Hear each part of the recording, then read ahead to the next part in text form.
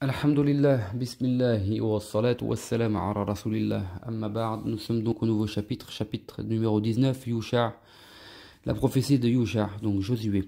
Comment il eut en charge la direction des Israélites après Moussa et Haroun, et sa mention dans le Coran, il s'agit de Yusha ibn Nun, ibn Ibrahim, ibn Yusuf, ibn Yaqub, ibn Ishaq, ibn Ibrahim Khalil Allah, que le salut soit sur eux.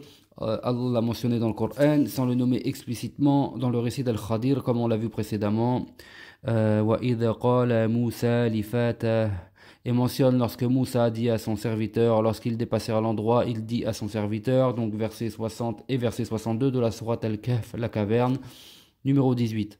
Nous avons cité à ce propos le hadith attesté du prophète sallallahu alayhi wa sallam dans le Sahih d'après Ubay ibn Ka'b, dans lequel ce serviteur est Yusha ibn Nun. Les scripturaires sont d'accord sur sa prophétie, si ce n'est une secte parmi eux, les Samaritains. Ceux-là ne reconnaissaient aucune prophétie après Moussa, sauf celle de Yusha, car il est cité explicitement dans la Torah, pardon. Ils ne croient pas à ce qui est après lui, alors que c'est la vérité confirmant ce qui est avec eux. De la part de leur Seigneur, que les malédictions successives d'Allah les poursuivent jusqu'au jour de la résurrection.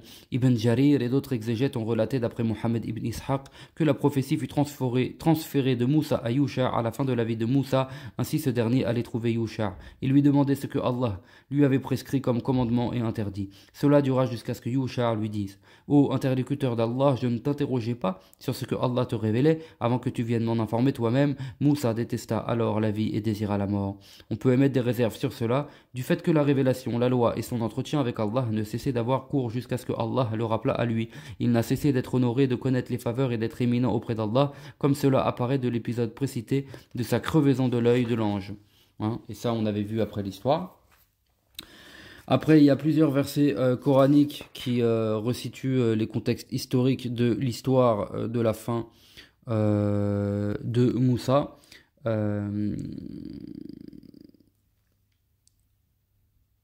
Et on va citer quelques paroles de l'auteur, Ibn Kathir rahimahullah. Donc,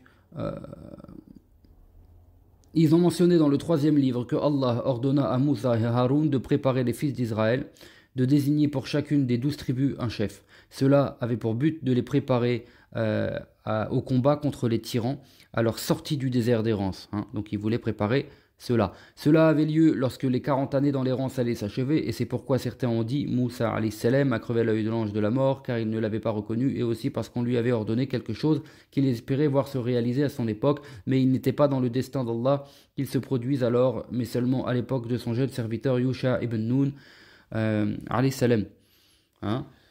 Donc, rappelez-vous, ça c'était le récit plutôt à la fin du chapitre sur Moussa concernant son décès.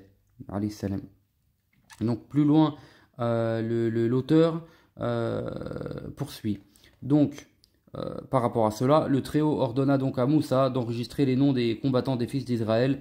Tous ceux qui portaient des armes et avaient plus de 20 ans, il devait désigner pour chaque tribu un chef.